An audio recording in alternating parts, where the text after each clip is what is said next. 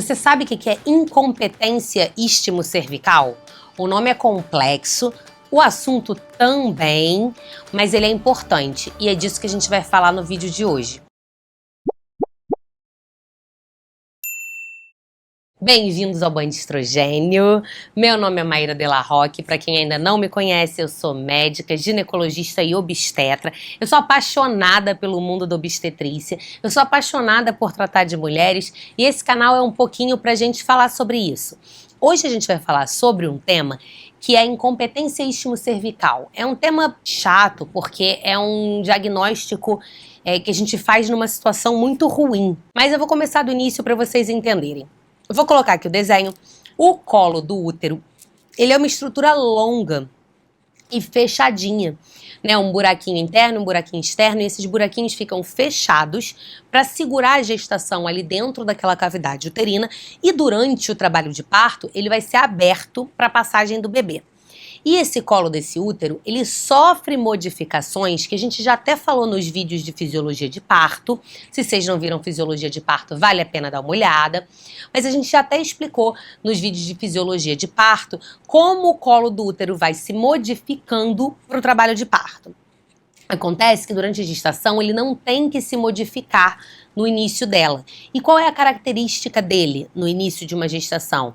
Ele é uma estrutura longa, fechada, que tem uma consistência dura, né, endurecido, e é lá atrás no canal vaginal.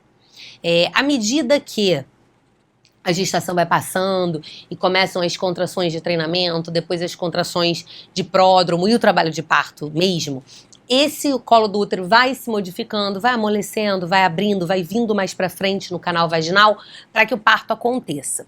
Mas durante toda a gestação ele é para ser fechadinho, ter uma consistência mais endurecida e ficar lá no final. Na incompetência istmo-cervical, isso não acontece. E o que é incompetência? A gente tem um orifício interno e o orifício externo, e o peso desse bebê tem que ser sustentado pela força desse orifício. Então é como se fosse uma porta que fica fechada. Tem alguém forçando ela, tem um peso contra ela, mas ela tem a capacidade de se manter fechada. Ela é forte bastante para se manter fechada. O colo incompetente, o colo com uma incompetência istmo-cervical, ele não consegue manter essa porta fechada. E aí, à medida que o peso da gestação vai evoluindo, ele vai cedendo e ele vai abrindo. Então, a incompetência istmo-cervical é uma abertura do colo do útero que acontece antes do trabalho de parto e que acontece sem contrações, então a paciente não sente dor. Ela não está tendo uma abertura desse colo de útero por contrações. Ela está tendo uma abertura desse colo de útero porque a dobradiça da porta está frouxa.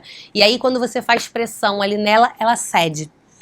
E o quadro é um quadro extremamente ruim, porque na verdade essas mulheres chegam com bebês já grandes, né? São bebês de 20, 19, 18 semanas, bebês que já têm algum peso, né?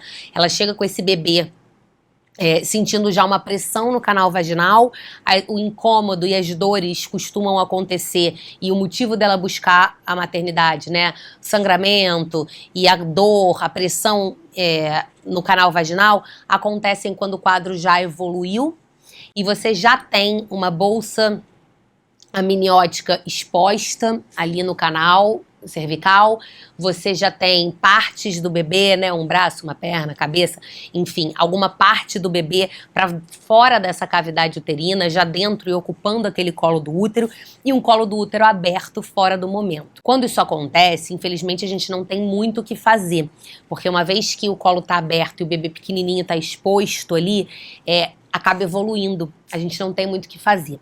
Então essas pacientes são pacientes que acabam sofrendo uma perda tardia, um abortamento tardio, que a gente chama, por conta desse peso do bebê.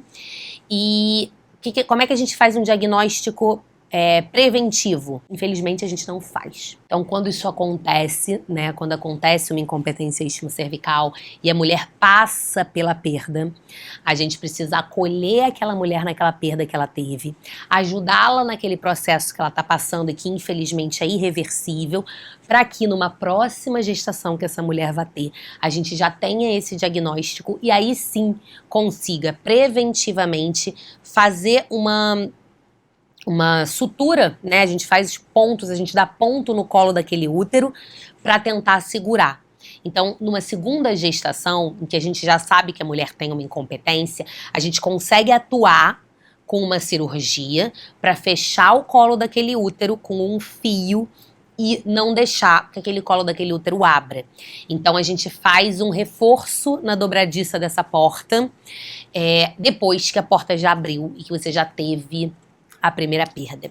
Por isso que é um tema chato, por isso que é um tema complicado, é um tema frustrante para o obstetra, porque a gente não espera que isso aconteça, a gente não tem uma previsibilidade desse quadro, e a paciente passa por um quadro de dor muito intensa, que é uma perda tardia, antes que a gente possa fazer qualquer coisa numa segunda gestação dela. Por que eu quis gravar esse vídeo? Porque muitas mulheres acabam tendo isso e ficam sem as explicações de o que aconteceu, como aconteceu, por que aconteceu aquela perda tardia, elas não entendem o que aconteceu com elas, e principalmente para alertar que se você teve um quadro de perda tardia, um quadro de evolução de parto indolor precoce, né, ainda com uma quantidade de semanas pequena, você precisa saber e alertar o obstetra que está fazendo seu acompanhamento pré-natal numa segunda gestação, para que assim que seja feita a primeira ultrassonografia morfológica e que a gente veja que está tudo bem com aquele bebê, a gente possa atuar, a gente possa fazer a cirurgia para evitar que isso aconteça novamente. A tendência na incompetência istmo-cervical é que as perdas vão acontecendo cada vez mais precocemente. Por quê? Primeira gestação, a dobradiça ainda está lá com algum grau de força, você empurra, empurra, empurra e ela abre depois de um tempo. 20, 19, 20 semanas. Não fez nada, nada é feito. Essa mulher engravida novamente. A dobradiça já foi forçada, ela já está um pouco mais frouxa. Então, menos peso faz ela abrir. A paciente tem uma segunda perda com 14, 15 semanas. Então, na primeira gestação, a gente colhe uma história, faz esse diagnóstico, fecha esse diagnóstico de incompetência e já corrige antes que aconteça uma nova perda mais precoce ainda. Certo, pessoal? Vocês conhecem alguém que tiveram isso? Vocês, infelizmente, passaram por isso? Conta aqui pra gente. Quem já tá acostumado aqui no meu canal sabe que é um super momento de troca. Tem vários comentários nos outros vídeos. Se vocês ainda não estão interagindo, ainda não participam disso, dá uma olhada nos outros vídeos. Vocês vão ver que tem história de outras mulheres. As outras mulheres contam as histórias dela para tentar ajudar e para que eu possa trazer informação médica em cima das histórias pessoais de vocês, na medida do possível. Então, troca aqui com a gente. Se você passou por isso, sinto muito. E conta aqui para que a gente possa alertar e levar essa informação para que outras mulheres se preparem e não aconteça uma nova perda com elas também. Certo? Se você não está inscrito no canal, se inscreve no canal, ativa o sininho, comenta aqui, compartilha com os amigos, todas aquelas coisas que o povo que está aqui no YouTube já sabe que tem que fazer para que o canal continue crescendo e que a gente possa continuando passando informação adiante. Um beijo e até semana que vem.